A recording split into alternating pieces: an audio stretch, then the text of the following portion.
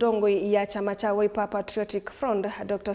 Kalonzo Musyoka Niwaelesya Kana Kindu Kiendeewe ni Silikali la Yivo Ayasya oyu Akenya Nimaendee Kwiyumbania Kumiveta Niwaelesya Silikali yaendeea kuvinyia tongo ingalikoni ya ulei yithi wayende kwiyanangia iyombene Ayasya niwetelete kuona kana maundu ala maendeewe katikati wa Silikali na ODM nimeutwaiwa mate meo ya katiba Chalo na mauvo. Akinena itino thaithi kanisa ni waru achitamba nako musiene wa Kiambu Ndongoi ya chama cha Wiper Dr.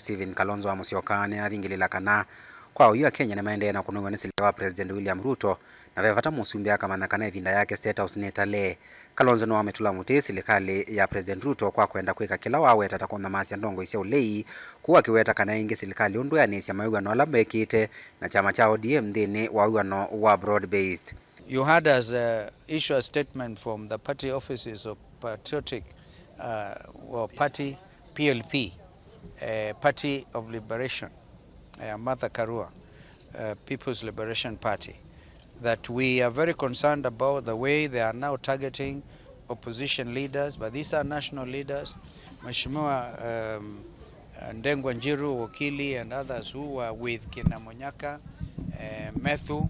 We think that they wanted they deliberately wanted to shoot and kill and maim leaders, including Jamle Kamau, Senator Methu, and Peter Mheshimiwa Monyaka.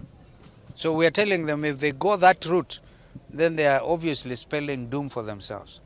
And we want to have, after all, I see one of the 10 points waliongea na watu wa ODM. I'm waiting to see whether they can have 1 point. Observe constitutionalism. It is not a matter between them and ODM, but Kenyans expect nothing. Ndongoi ya chama cha Wiper niaweta kana muvango wa empowerment ulotwa iwe ni munini wa musumbe Professor Kithure Kindiki ni kuvucha ofisi wa musumbe nundu kuni kuonga mwene nthi kenda Musyoka otongo ine mwaka wa 2021 na kwathana kwose tambia yake mea kuungamia ondo. Even everything they do. And I really must thank Wakili Anata Kipchirchir. If I look for him, I'll look for him. Because what these empowerment things amounts to is abuse of office. They can't run away from that. That matter, we must prosecute it. Because they believe they can bribe Kenyans en masse.